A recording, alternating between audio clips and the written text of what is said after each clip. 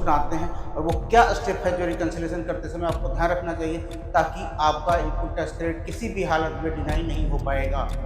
Welcome to business Sachiv where we simplify GST, corporate compliance and litigations. क्या आपको बार बार GST के notice आ रहे हैं? क्या बार बार आपका इनपुट टैक्स क्रेडिट डिनाई हो रहा है या बार बार आपको डिमांड आ रहा है? तो प्रॉब्लम जीएसटी लॉ में नहीं, प्रॉब्लम आपके रिकंसिलिएशन सिस्टम में है। जी हाँ, प्रॉब्लम आपके रिकंसिलिएशन सिस्टम में है, क्योंकि एक रोबस्ट रिकंसिलिएशन सिस्टम ही आपकी आईटीसी को प्रोटेक्ट करता है और जीएसटी लॉ को फॉलो करता है। इस वीडियो को अंत तक देखिए, क्योंकि इसमें मैं बताने वाला हूँ कि कैसे आप अपने रिकंसिलिएशन सिस्टम को रोबस्ट बनाते हैं और वो क्या स्टेप है जो रिकंसिलिएशन करते समय आपको ध्यान रखना चाहिए ताकि आपका इनपुट टैक्स क्रेडिट किसी भी हालत में डिनाई नहीं हो पाएगा। अगर मैं ईमानदारी से कहूँ तो आईटीसी के डिनाइल 3 वजहों से होता है। कि जब 3 वजह मैं बताऊंगा तो इसमें आपको केस दिखेगा। पहला रीजन होता है जीएसटीआर टू बी और आपके बुक्स का मिसमैच। दूसरा रीजन होता है कि वेंडर ने रिटर्न नहीं फाइल किया। तीसरा रीजन होता है wrongly availment of block input tax credit. आप इनएलिजिबल क्रेडिट को भी गलती से क्लेम कर लेते थे। मेनली 3 वजह होता है जिसकी वजह से इनपुट टैक्स क्रेडिट डिनाई होती है। तो क्या करें, कैसे करें, क्या इसका समाधान है? क्योंकि 90% लोग यही गलती करते हैं। तो आज हम समझते हैं कि कैसे अपने रिकंसिलिएशन सिस्टम को रोबस्ट करते हैं और कैसे रिकंसिलिएशन सिस्टम को रोबस्ट करके अपने इनपुट टैक्स क्रेडिट को 100% सुरक्षित बनाया जा सके, 100% डिनाइल से बचाया जा सके। मैं आपको 4 तरीके बताऊंगा जिससे आप अपने इनपुट टैक्स क्रेडिट को बचा सकते हैं। पहला तरीका कि आप हर महीने जीएसटीआर टू बी के साथ अपने परचेज रजिस्टर का रिकंसिलिएशन करें। और हाँ, ये रिकंसिलिएशन क्वार्टरली या ईयरली बेसिस पे नहीं करें, मैंने कहा मंथली बेसिस पे जीएसटीआर टू बी एवं अपने परचेज रजिस्टर का रिकंसिलिएशन करें, क्योंकि delay in conciliation is equal to delay in finding the errors. अगर आप डिले से रिकंसिलिएशन करेंगे तो आप उस प्रॉब्लम को डिले से फाइंड करेंगे, क्योंकि जब आपका वेंडर प्रॉपर्ली रिटर्न फाइल नहीं किया है और आपकी इनवॉइसेस पॉपुलेट नहीं हो रही है तो डिले से फाइल करेंगे तो रिटर्न फाइल करने इनपुट टैक्स क्रेडिट करने का टाइम निकल जाएगा। और कभी कभी हो सकता है डिले क्वार्टरली या ईयरली आप रिकंसिलिएशन करते हैं तो आप आईटीसी इनपुट टैक्स क्रेडिट करने का टाइम लिमिट पास ऑन हो जाए, लैप्स हो जाए। हर महीने जीएसटी टू बी का अपने परचेज रजिस्टर के साथ इनवॉइस वाइज रिकंसिलिएशन करें, जिससे आप सेक्शन 16 के वन ऑफ द कंडीशन को सेटिस्फाई करेंगे। दूसरा तरीका, जो बहुत सारे बिजनेसेस इस तरीके को नहीं करते लेकिन ये बहुत ही इंपॉर्टेंट तरीका है, वो तरीका है कि आप अपने वेंडर का कंप्लायंस ट्रैकिंग सिस्टम में ट्रैकिंग मेंटेन करें।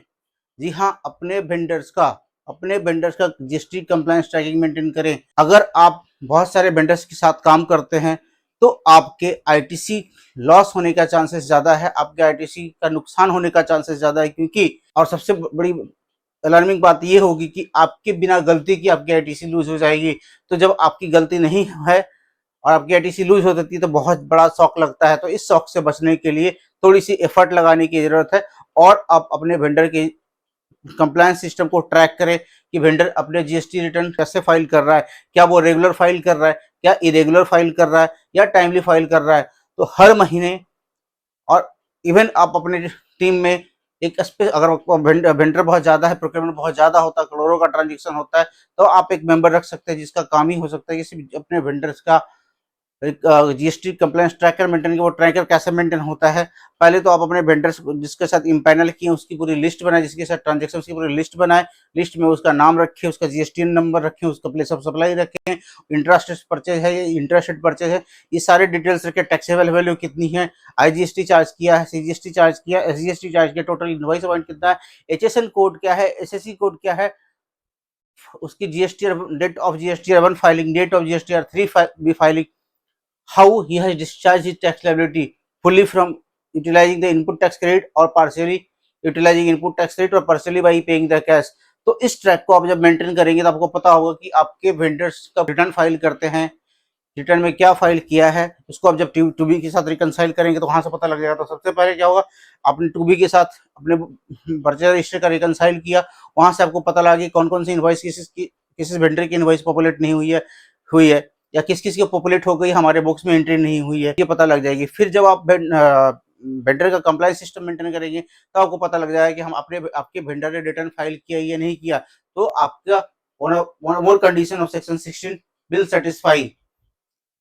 तीसरा तरीका है कि आप अपने इनपुट टैक्स क्रेडिट का दो भागों में क्लासिफिकेशन करें, एलिजिबल क्रेडिट और इनएलिजिबल क्रेडिट। सेक्शन 17 सबसेक्शन 5 को ध्यान से पढ़े समझे कि क्या आपके बिजनेस में, ऑर्डिनरी कोर्स ऑफ बिजनेस में कोई ऐसी प्रोक्योरमेंट तो नहीं है जो सेक्शन 17 सबसेक्शन 5 के क्राइटेरिया में फॉल कर रही है। अगर सेक्शन कोई प्रोक्योरमेंट, कोई आईटीसी सेक्शन 17 सबसेक्शन 5 जैसे ब्लॉक्ड आईटीसी का क्राइटेरिया है उसमें तो नहीं फॉल करी, अगर वो कोई प्रोक्योरमेंट, कोई input tax credit section 17 section 5 के क्राइटेरिया में फॉल कर रही है तो उसको इनएलिजिबल क्रेडिट के क्राइटेरिया में डालें, और उसके अलावा जितने भी प्रोक्योरमेंट है, जितने भी ट्रांजेक्शन है, जितने भी आईटीसी है उसको एलिजिबल इसमें डालें। तो ऐसा करने से आप क्रिस्टल क्लियर होंगे कि कौन सी आईटीसी आपकी एलिजिबल है और कौन सी आईटीसी आपकी एलिजिबल नहीं है। तो अगर ये क्लासिफिकेशन कर लेते हैं तो आपको रिटर्न फाइल करते समय, आपको इनपुट टैक्स क्रेडिट लेते समय काफी आसानी होगी और आप अपने पूरे रिकॉर्ड्स को बाकायदा मेंटेन कर सकते हैं। और अगर किसी तरफ से नोटिस आती है, डिपार्टमेंट आपसे कोई क्वेरी करता है या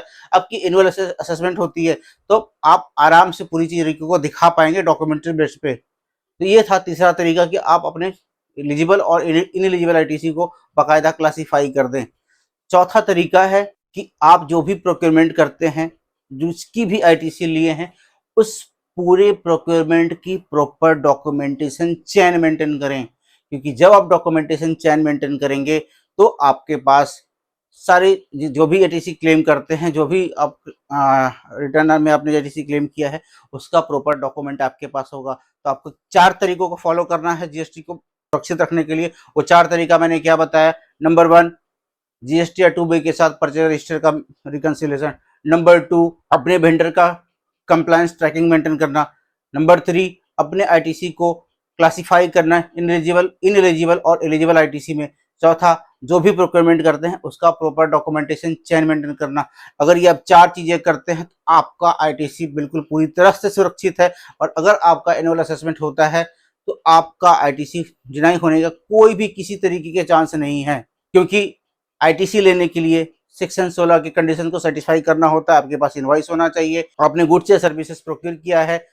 नंबर 3, अपने वेंडर्स को 180 दिन के अंदर पेमेंट किया है और सेक्शन 39 के अंदर आपने रिटर्न फाइल किया है। ये 4 कंडीशन। उसके अलावा सेक्शन 2 सबसेक्शन सी में स्पेशल क्लॉज, स्पेशल चीज आती है कि आपको अपने वेंडर्स के रिटर्न्स को भी चेक करना है। क्यों चेक करना है? कि सेक्शन 16 सबसेक्शन क्लॉज सी बोलता है कि आपके सप्लायर ने भी टैक्स गवर्नमेंट को जमा किया होना चाहिए, आपके सप्लायर ने भी प्रॉपर रिटर्न फाइल किया होना चाहिए, आपके सप्लायर का भी टैक्स लायबिलिटी डिस्चार्ज होना चाहिए। तो ये कंडीशंस आपको पूरी तरह सेटिस्फाई होगी अब जब 4 प्रोसेस को फॉलो करेंगे। अगर आपको ये वीडियो हेल्पफुल लगी तो आप हमें शेयर, कमेंट और सब्सक्राइब कर सकते हैं ताकि आपको इस तरह की वीडियो लगातार आती रहें। वंस अगेन मैं प्रवीण सिन्हा आप सबका धन्यवाद करता हूँ बिजनेस सचिव की तरफ से। Thank you.